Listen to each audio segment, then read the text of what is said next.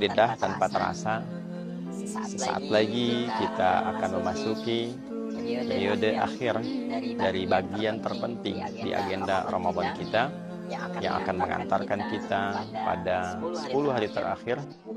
Tentunya walaupun tersisa 1-2 hari ke depan menjelang 10 hari terakhir, penting bagi kita untuk mengevaluasi keberhasilan puasa kita. Setidaknya sampai detik ini, hari ini kita menunaikannya, apakah sudah sampai pada standar yang diinginkan oleh Allah Subhanahu wa Ta'ala dan Rasulnya Nabi Muhammad SAW. Ini yang menjadikan kita dapat memetakan agenda akhir Ramadan kita, khususnya saat kita memasuki fase-fase penting dalam agenda i'tikaf ataupun juga ruang-ruang fokus tertinggi sebelum Ramadan berakhir. Apa yang harus ditingkatkan, apa yang harus diperbaiki, apa yang belum dicapai, masih ada beberapa hari ke depan untuk kita rencanakan, untuk kita siapkan, dan tentunya untuk kita harapkan penerimaan terbaik di sisi Allah Subhanahu wa Ta'ala. Kita tidak tahu di sekian waktu yang kita lalui ini kapan yang mengantarkan kita untuk kembali pada Allah Subhanahu wa Ta'ala. Teman-teman, ada dua hal utama yang paling pokok yang menjadi standar keberhasilan untuk sekaligus juga menjadi parameter koreksi kita atas kualitas dan kuantitas puasa yang kita tunaikan sampai detik ini. Yang pertama adalah standar umum yang disampaikan dalam Al-Quran. Jika disebutkan umum, artinya semua jenis insan beriman, laki-laki, perempuan, semua lampauan standar sosialnya mesti setidaknya mendapatkan capaian ini, walaupun mungkin kualitasnya bisa berbeda-beda. Apa itu? Adalah penutup yang Allah sampaikan di rangkaian ayat puasa, khususnya di Al-Baqarah ayat 183. Karena nanti dari 183 sampai 187, 183 itu diakhiri dengan la'allakum tattaqun, dan di 187 juga diakhiri dengan kalimat takwa menggunakan bentuk yattaqun. La'allakum tattaqun, supaya kalian bisa meningkatkan takwa. Tattaqun terambil dari fi'il mudhari' yang berarti sesuatu yang terus meningkat, sekarang, berlangsung, sampai akan datang. Artinya, saat kita menunaikan puasa, terjadi peningkatan takwa. Saat Ramadan berlanjut, keberlangsungan takwa itu pun konsisten, meningkat terus, dipertahankan kebaikannya, dan bisa menghadirkan nilai-nilai berkualitas dalam berkehidupan. Ciri takwa itu ada dua. Cara singkatnya adalah penghambaan kita kepada Allah Subhanahu wa Ta'ala. Salat kita, bagaimana tilawah Al-Quran kita, istighfar kita, taubat kita, itu standar yang pertama. Al-Bukhd Rabbani, dimensi spiritual kita yang mengantarkan kita pada ketaatan yang optimal terhadap Allah Subhanahu wa Ta'ala. Allah membuka ciri orang takwa dalam Al-Quran dengan ciri-ciri peningkatan ibadah ritualnya pada aspek spiritual tentunya. Al-Baqarah ayat kedua sampai ayat 3 itu, dan kita bilang wajibni dan lil muttaqin. Siapa muttaqin, orang takwa yang dimaksudkan di ayat 3-nya, alladzina yu'minuna bil ghaib wa yuqimuna shalah. Ialah orang-orang yang mencoba meningkatkan iman. Dia telah beriman, amanu, dia tingkatkan yu'minun. Puasa panggil kita dengan kalimat ya ayyuhalladzina amanu. Dalam puasa kita meningkatkan iman. Cara meningkatkan iman itu salah satunya adalah dengan meningkatkan kuantitas dan kualitas ibadah ritual kita sebagai tanda kebertuhanan kita kepada Allah Subhanahu wa Ta'ala. Wa yuqimuna shalah, dia mendirikan sholat, dia tingkatkan pendirian itu dengan kuantitas dan kualitas yang baik. Bukan sekedar 5 waktu dia tunaikan, sholat sunnah dia jaga, malam dia bangun. Begitulah di Quran, misal surah ke-51 antaranya di ayat ke-15 sampai ayat 17, orang-orang yang bangun menunaikan sholat malam, tidurnya dia sedikitkan, malamnya dia hidupkan dengan ibadah sholat, disifati oleh Allah sebagai bagian sifat orang takwa yang mendapatkan garansi terbaik di surga dengan memasuki taman yang keindahannya. Innal muttaqina fi jannati wa 'uyun. Ada orang-orang takwa itu sungguh akan memasuki surga melalui tamannya dengan segala keindahannya.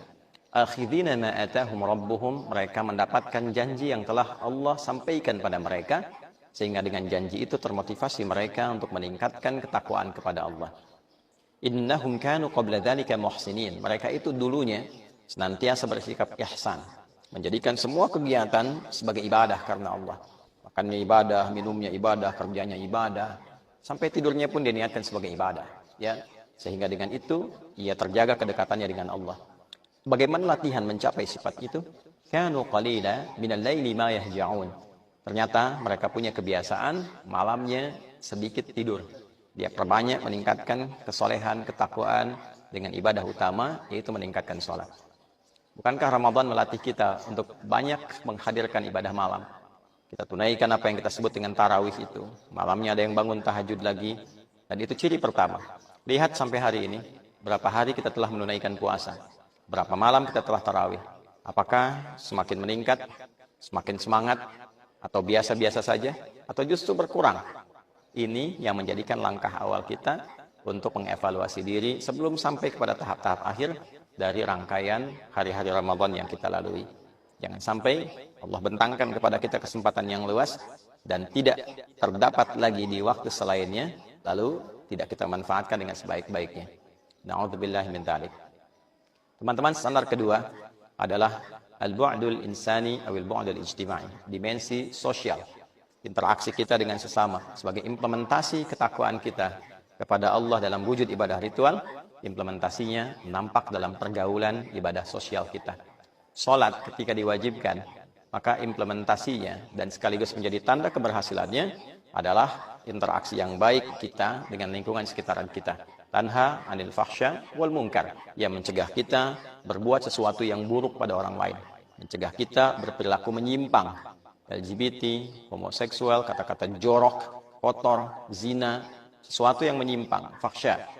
Mungkar, sesuatu yang diingkari oleh hati kita, perbuatan kriminal yang terlarang, mencuri, merampok, berdusta, hoax, membunuh, hal-hal kotor yang tidak mungkin dilakukan oleh orang-orang yang salat.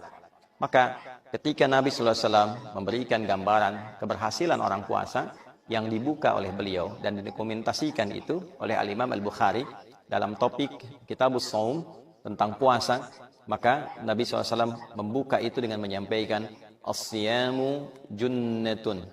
As-siyamu, puasa yang benar itu, junnatun, akan menghadirkan perisai pada pelakunya. Ya, maka perisai apa yang dimaksudkan? Fala yarfuth wala yajhal.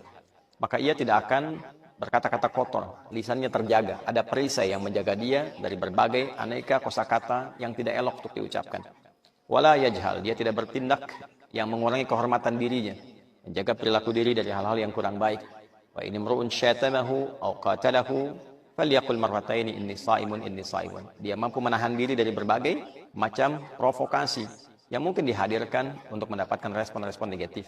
Semua itu adalah gambaran dari sifat-sifat mulia, etis sosial yang diterjemahkan dalam sikap moral yang baik dalam berkehidupan. Maka sampai hari ini kita cek bagaimana hubungan kita dengan Allah, hubungan kita dengan orang tua, hubungan kita dengan pasangan, hubungan kita dengan anak-anak, anak-anak ke orang tua, dengan kerabat, dengan tetangga.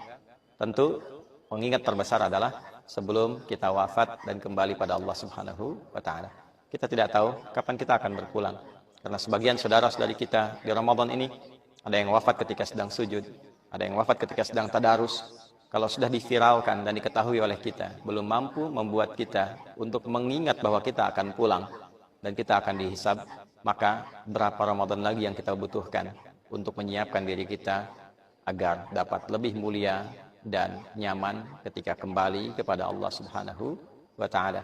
Banyak orang mengharapkan husnul khatimah, tapi perilakunya menunjukkan su'ul khatimah, sesuatu yang buruk yang menutup rangkaian kehidupannya. Kita tidak menginginkan itu, kita berharap semua kebaikan yang mampu kita raih. Kita saling mendoakan, semoga kita menjadi orang baik, bangsa ini diberikan oleh Allah jalan kebaikan dan diridhai kita oleh Allah Subhanahu wa Ta'ala. Rabbana taqabbal minna innaka antas sami'ul alim wa tub 'alaina innaka antat tawwabur rahim. Adi Hidayat, Mira. Assalamualaikum warahmatullahi wabarakatuh.